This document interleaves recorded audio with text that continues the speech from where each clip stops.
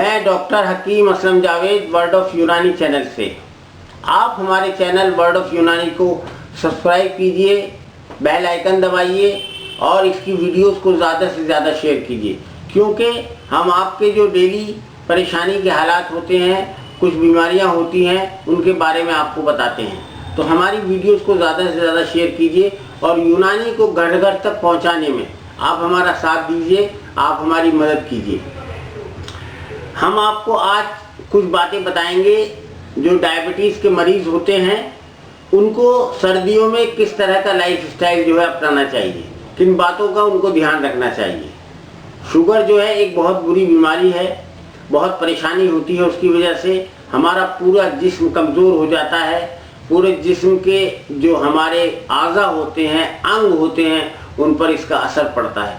ख़ास तौर से इसका असर आँखों पर पड़ता है, आदमी की, इंसान की सेहत पर पड़ता है, जिसको जनरल वीकनेस भी आप कह सकते हैं, उस पर बहुत ज़्यादा असरात पड़ते हैं। सेक्सुअल वीकनेस पर बहुत ज़्यादा असरात पड़ते हैं। आदमी का वेट जो है वो भी बहुत कम हो जाता है। इसलिए डायबिटीज़ के मरीज़ों को ख़ास तौर से सर्दियों में बहुत ज़्यादा एहतियात की ज़रूरत होती है। सर्द हवा के कारण शरीर में ऐसी चीज़ों का, हार्मोन्स का निर्माण होता है जो शुगर को बढ़ा सकते हैं, ख़ास करके टेंशन होने पर, उनके तनावग्रस्त होने पर। इसके अलावा कुछ और वजूहात से भी ब्लड शुगर बढ़ सकती है, जैसे खाने पीने में बदलाव। सर्दियों में ठंडी हवा की वजह से बचने के लिए ऐसी चीज़ों का इस्तेमाल ज़्यादा किया जाता है जो मीठी होती हैं, चिकनाई युक्त होती हैं, जैसे गुड़ की गज़क, रेवड़ी, लड्डू इत्यादि। ऐसे खाद्य पदार्थ वज़न बढ़ाने के अलावा शुगर को भी बढ़ाते हैं। नियमित व्यायाम नहीं करना। जो लोग जो है लगातार जो है सर्दियों में ख़ास तौर से एक्सरसाइज नहीं करते हैं, सर्दियों के मौसम में कई दिनों तक धूप न निकलने और अधिक कोहरा होने की वजह से लोगों में आलस बढ़ जाता है। इस वजह से बहुत सारे लोग जो हैं एक्सरसाइज नहीं कर पाते हैं। नतीजतन उनका शुगर और वज़न दोनों ही बढ़ने लगते हैं। सर्दियों के मौसम में, जाड़े के मौसम में सर्दी, ज़ुकाम, बुखार वगैरह जो है वो जो है बहुत ज़्यादा बढ़ जाता है और अक्सर जो है शुगर के मरीज़ों को भी ऐसी परेशानियां आती हैं। इसलिए जो है ये टेंशन बढ़ाती हैं चीज़ें, तनाव बढ़ाती हैं और उसकी वजह से जो है हमारी शुगर जो है अक्सर बढ़ने लगती है। डायबिटीज़ और हाई ब्लड प्रेशर, ऐसे मरीज़ जिन्हें डायबिटीज़ के साथ साथ हाई ब्लड प्रेशर या हार्ट प्रॉब्लम की भी शिकायत होती है, तो उन्हें भी अपना इस मौसम में विशेष ध्यान रखना ज़रूरी होता है। ऐसा इसलिए क्योंकि सर्दियों में ख़ास तौर से ठंडी हवाओं के कारण जो है रक्त जो है वो गाढ़ा हो जाता है। इस वजह से रक्त का संचार या ब्लड सर्कुलेशन जो होता है वो प्रभावित होता है और रक्त का थक्का या क्लॉट बनने की संभावना बढ़ जाती है। इन सारे बदलावों के बावजूद कुछ बातों का ध्यान रखकर सर्दियों में आप शुगर को अपने नियंत्रण में रख सकते हैं या अपने कंट्रोल में रख सकते हैं।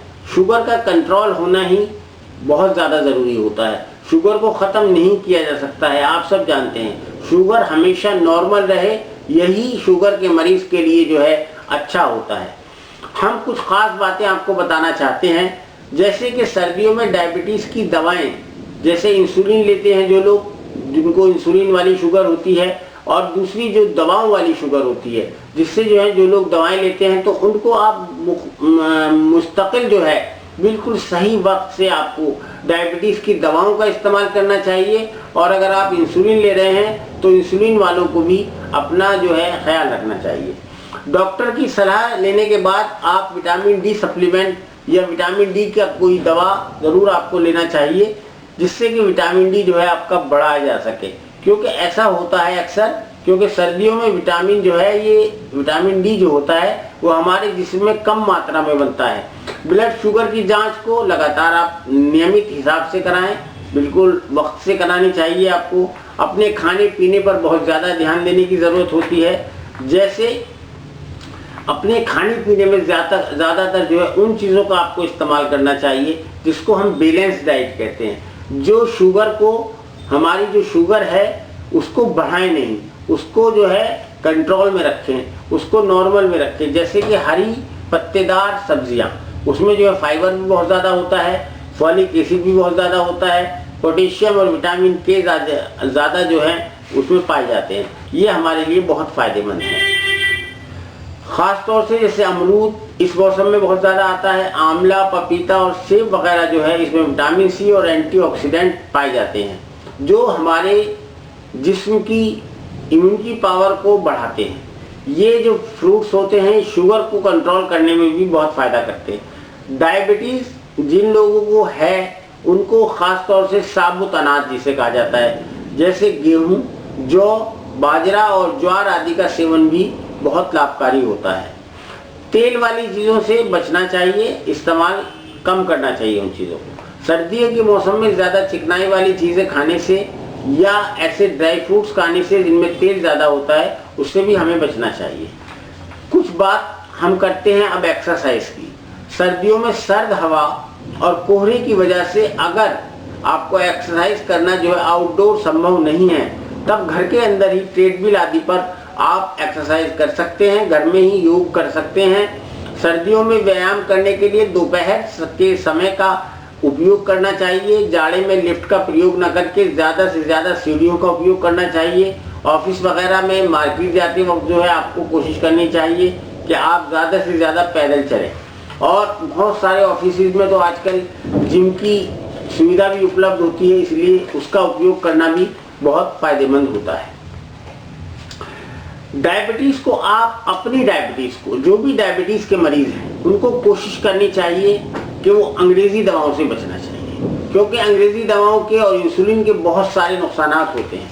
कोशिश करें कि आप ज़्यादा से ज़्यादा प्राकृतिक दवाएं, नेचुरल मेडिसिन, हर्बल मेडिसिन या जैसे कि आयुर्वेदिक दवा होती है उनका भी आप इस्तेमाल कर सकते हैं। लेकिन यूनानी जो दवाएं होती हैं, यूनानी जो चिकित्सा पद्धति है वो आपकी डायबिटीज़ को नियंत्रित करने में, कंट्रोल करने में बहुत ही ज़्यादा सहायक होती है, बहुत मदद करती है यूनानी आपको।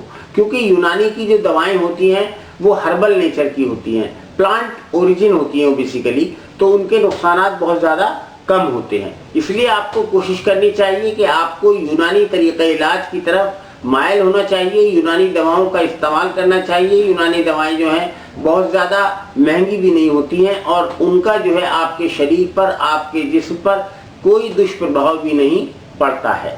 ब्लड शुगर की जांच जो है वो आपको लगातार या नियमित जिस तरह से कहते हैं करानी चाहिए, कम से कम हर हफ्ते, नहीं तो 15 दिन में, या कम से कम एक दिन, एक माह में तो ज़रूर आपको शुगर की टेस्ट कराना चाहिए अपना।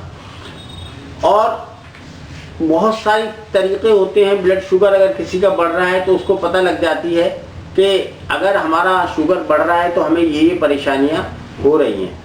इसलिए जो है डायबिटीज़ को हमने पहले भी कहा है कि कभी भी ख़त्म नहीं किया जा सकता। डायबिटीज़ का नॉर्मल रहना हमारे जिस्म के लिए, सेहतमंद रहने के लिए बहुत ज़्यादा ज़रूरी होता है। ये जो रोग है या ये जो बीमारी है जो डायबिटीज़ इसको कहा जाता है, शुगर भी उसको कहा जाता है, मधुमेह भी उसको कहा जाता है, उस पर आप नियंत्रण कर सकते हैं। उस पर जो है कोशिश करके आप उसको नॉर्मल कर सकते हैं, उसको अपने कंट्रोल में कर सकते हैं। तो इसलिए कोशिश ये करनी चाहिए ज़्यादा से ज़्यादा कि आपकी शुगर जो है आपके कंट्रोल में रहे। अगर आप कुछ चीज़ों पर अमल करें तो डायबिटीज़ को जो है आप नियंत्रण में रख सकते हैं। उचित और संतुलित आहार का इस्तेमाल करें, बैलेंस डाइट खाएं, औषधियाँ या दवाइयाँ जो हैं वो इस्तेमाल करें, जो हमारी प्राकृतिक चिकित्सा है या जिनको नेचुरल मेडिसिन कहते हैं उनका इस्तेमाल करें। आप जो है एक्सरसाइज करें, योग भी आप कर सकते हैं। तो डायबिटीज़ को इन चीज़ों के ज़रिए जो है आप कंट्रोल में रख सकते हैं। डायबिटीज़ अधिक कैलोरी युक्त आहार लेने, अनियंत्रित भोजन, आरामदायक जीवन शैली का नतीजा होती है। इसमें बदलाव कर इस रोग को कंट्रोल किया जा सकता है। डायबिटीज़ के मरीजों के लिए बैलेंस डाइट का बहुत महत्व होता है। शरीर को जो है आप सक्रिय रखें, अधिक देर तक एक ही जगह पर न बैठें। ज़्यादा वक्त तक लेटने और सोने से डायबिटीज़ की समस्या बढ़ती है। खान पान में जो है आप करेला, आंवला, गिलोय रस, जामुन के बीज, नीम, त्रिफला, हरड़ इत्यादि वगैरह का सेवन कर सकते हैं, बहुत फ़ायदा देता है। यूनानी बहुत सारी दवाएं ऐसी हैं जो डायबिटीज़ में फ़ायदा करती हैं। इन बातों का ज़रूर ख्याल रखें। एक्सरसाइज जो है वो आपको रोज़ाना करनी चाहिए। पैदल चलना बहुत फ़ायदेमंद होता है, डायबिटीज़ के इलाज का एक अनिवार्य हिस्सा होता है। रोज़ाना लगभग 2 से 3 किलोमीटर तक आपको पैदल चलना चाहिए। हफ्ते में 2 बार मालिश वगैरह जो है आपको अपनी ज़रूर करानी चाहिए। अगर कब्ज़ रहता है तो उसका इलाज